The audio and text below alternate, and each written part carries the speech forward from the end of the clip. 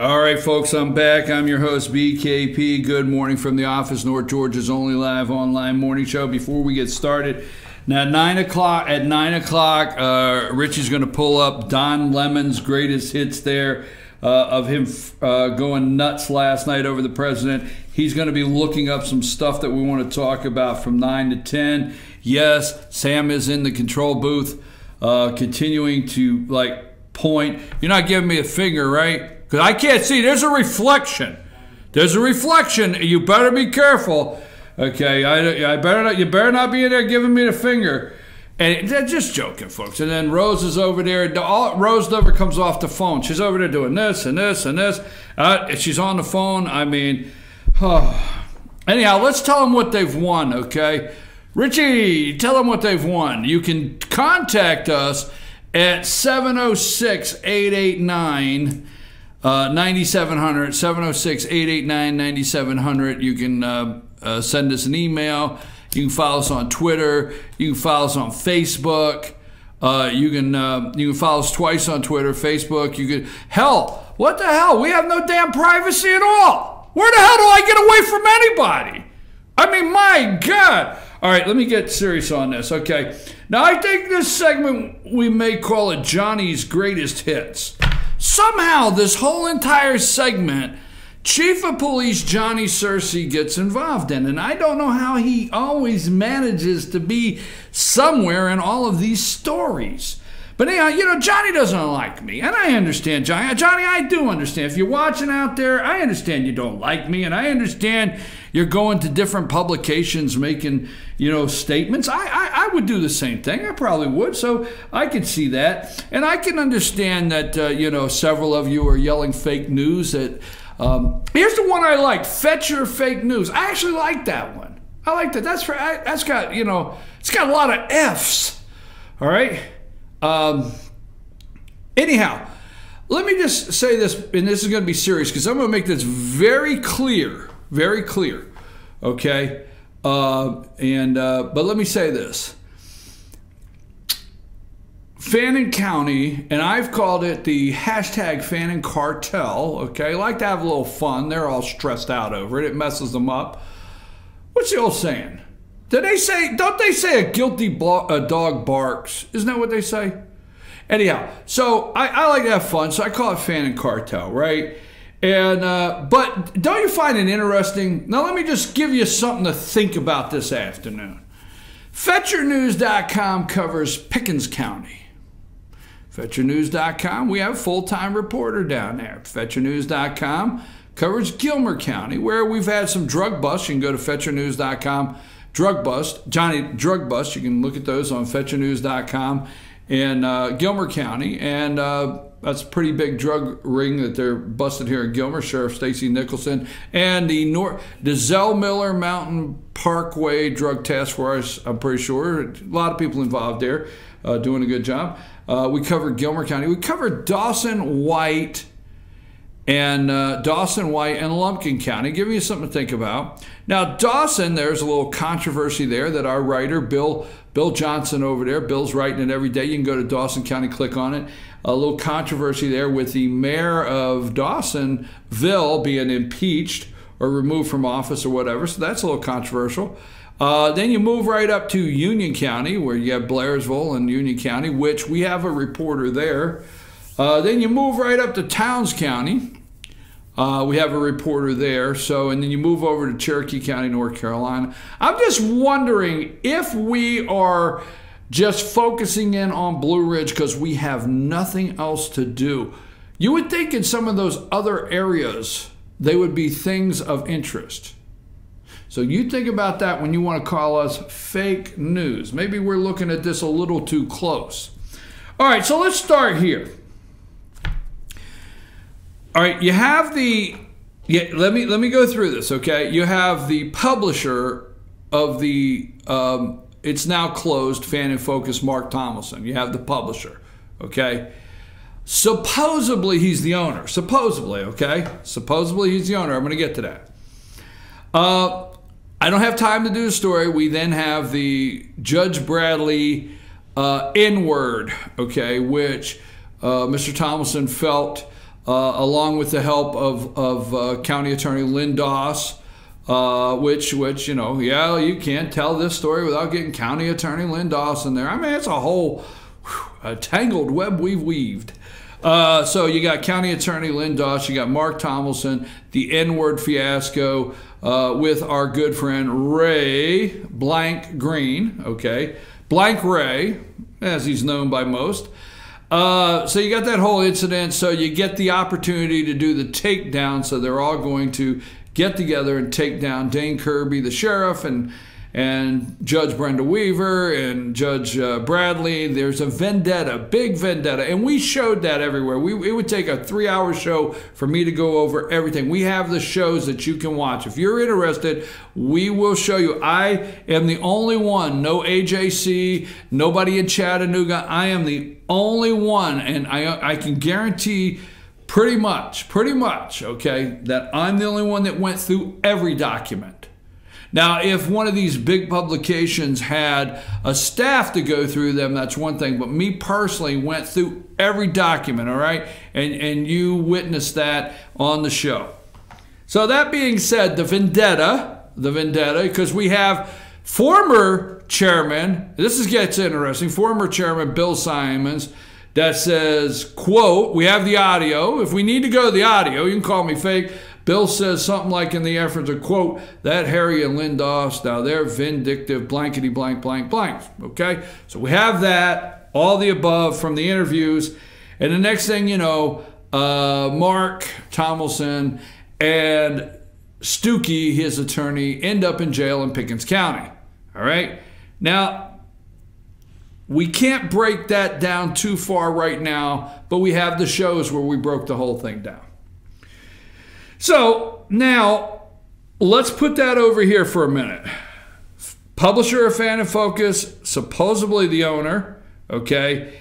He's running his little newspaper and he gets hooked up with some people. The N-word happens. Lynn Doss comes into it. Oh yeah, that's a fact because Lynn called me, so I'm not making anything up. So Lynn Doss gets into it. Some extra people get into it. And the next thing you know, they think that they've got this major case and they're going to even the score with some people. And it ends up they go to jail and spend the night instead of evening the score. So let's leave that over there. Now, the interesting thing is, how do these people all come together? Let's go back to the Concerned Citizens of Blue Ridge. Concerned Citizens of Blue Ridge happens to be an LLC, a 501c, that was incorporated by Patrick Crane, right? It was incorporated by Patrick Crane. Patrick Crane goes to the podium and he makes these statements. We've played the videos. And he makes these statements to Councilwoman Angie Arp and the others. It says, hey, we need to investigate Mayor Whitener, and she's violated this and this, and he's removed from office. Councilwoman Angie Arp makes claims that she had no idea that Patrick was going to do this and so forth. We have the video for those of you who think it's fake. So we have the Concerned Citizens of Blue Ridge. Let's put this back in the box. So this happens, and the city of Blue Ridge spends approximately $40,000 on an investigation nothing came out of. Nobody got removed from office, didn't go any further, was left there. Council members still in place, mayor still in place. But that all was kicked off by the Concerned Citizens of Blue Ridge, Patrick Crane, which the corporation was done by Lynn Wagoner. So let's fast forward here. Patrick Crane decides, okay, Patrick Crane decides to tell all. Let's just say he decides that he's going to tell everything he knows. So approximately over a week ago, week to 10 days ago, I do a 2-hour interview with Mr. Crane.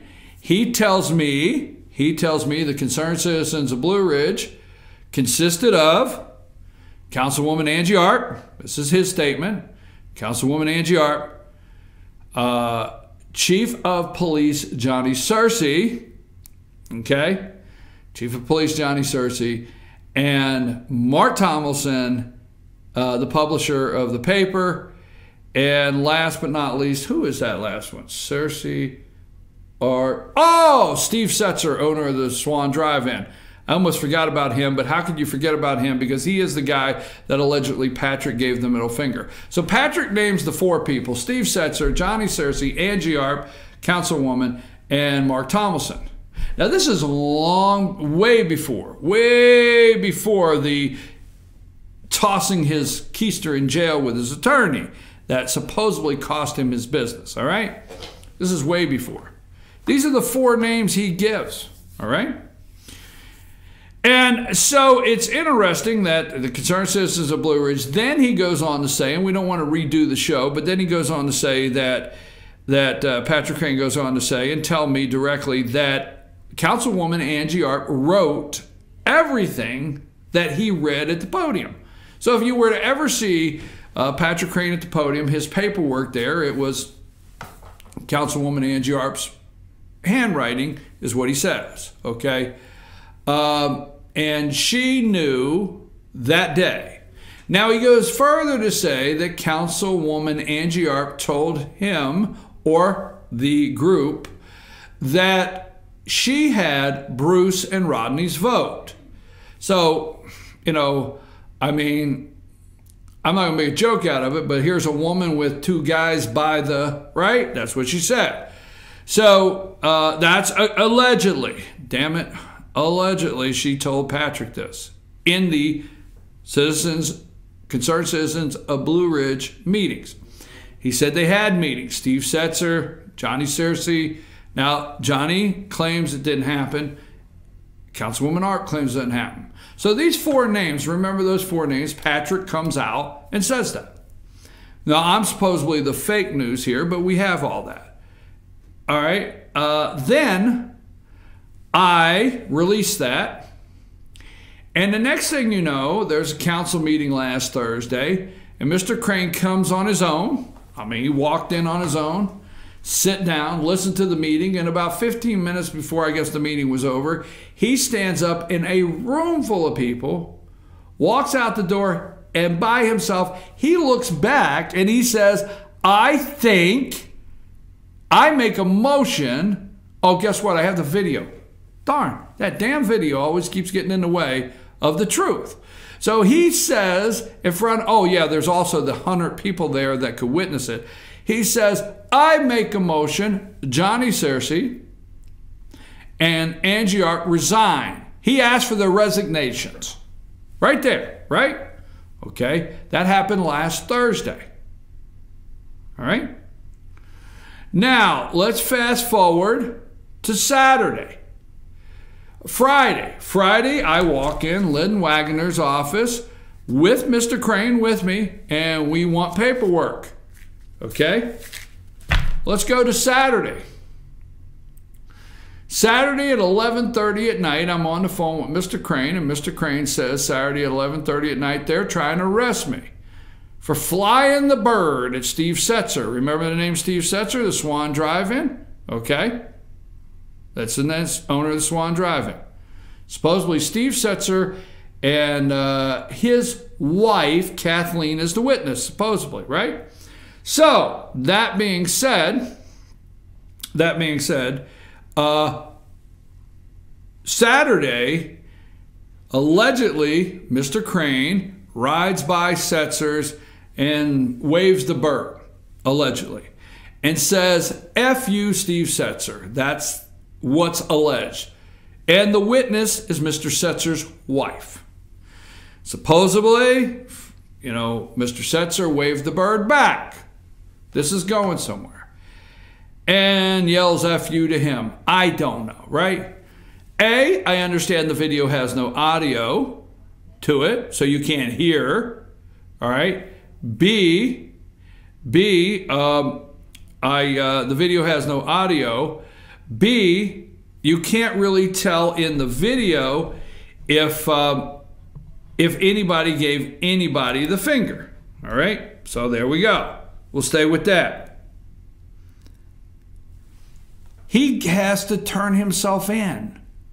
They find the magistrate, Brian Jones. For everybody who hates me, Brian's a good, I didn't say he's not. But somehow the city of Blue Ridge And the chief of police, Johnny Searcy, which he just asked for his resignation, okay, Steve Setzer is on the list that Patrick Crane gave that we've exposed here as a member of the Concerned Citizens of Blue Ridge.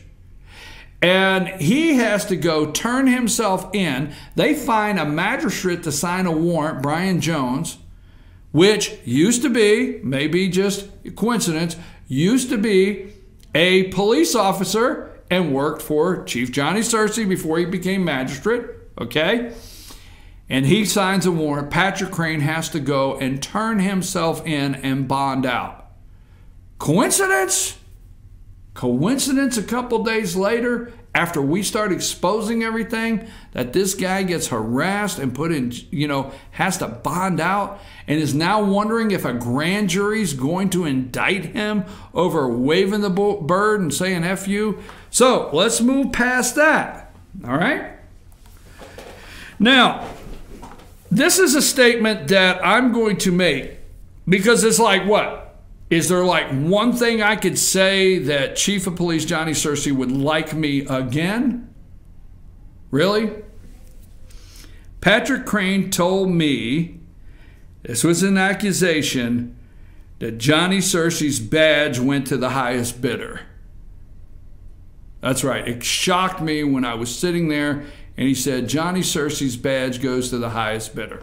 That's his comment to me in the interview. So I think maybe we should get him before a grand jury, or before the DA or something. Or maybe we should just bring GBI in and see what that means, because I'm kindly nervous if you got somebody that has an association on one day that is pretty good friends with Mr. Crane, and the next day Mr. Crane's saying that a chief of police's badge just goes to the highest bidder. I think he should have to explain that to GBI or somebody. All right, so now fast forward. Mark, okay, Concerned Citizens of Blue Ridge, accusation is Steve Setzer, owner of the Swan Drive-In, Johnny Searcy, Chief of Police of Blue Ridge, Angie Arp, council member, and who else? Angie, Johnny, oh, Mark, okay. So here comes the demand letter, all right? Here comes the demand letter. And supposedly, demand letter letting you know that they're going to sue you. This is the Brenda Weaver demand letter letting you know they're going to sue you. Here's the claim. There's the claim, and then there's damages. And because they put the guy in jail, here's all the legal claims that they make and the damages. Okay? So you read all that. We're going to publish it. Now, don't forget, Sam, I'm going to email you this letter, and I want a picture put to it. I want a picture put to this letter. I'll show you something, and I'm going to see this, and I just want people to read this demand letter. I'm going to publish it today. Damages. While the two men no longer face baseless criminal prosecution, they continue to suffer the effects of this saga. Both men rely on people in and around Appalachian Judicial Circuit to make a living. Okay, the acts of the government officials named in this letter have damaged the reputations. Okay, so let's go with the reputations. All right, wait till they depose some people. All right, really, which had a direct impact on both men's livelihood. This is what caused you an impact on your livelihood. Following the arrest, Tomlinson saw a significant decline in revenue for the Fan and Focus and eventually closed the paper. He was up to $23,000 a month, the claims of damages that he was bringing in advertising. He was up to $23,000 a month that he was bringing in advertising before he got arrested. Really? Really? Because I think you could check the legal organ in Fannin County, and I think you could check other newspapers in comparable counties, and I'm just caught off guard that there's actually $23,000 a month in newspaper advertising in that rural county. That's pretty damn good. So that is what crashed the business, and he was doing $23,000 a month. When I get back, I'm going to take a break. When I get back, I'm going to tie what is alleged with the Concerned Citizens of Blue Ridge to this letter, and the names might cross over like an eclipse and match up. Could be interesting. Stay with me. We're far from done. This is not fake. Why, God, we have the video, the letters, and a lot of documents. I'm your host, BKP. Take us to break. We'll be right back. We're going to stay on this.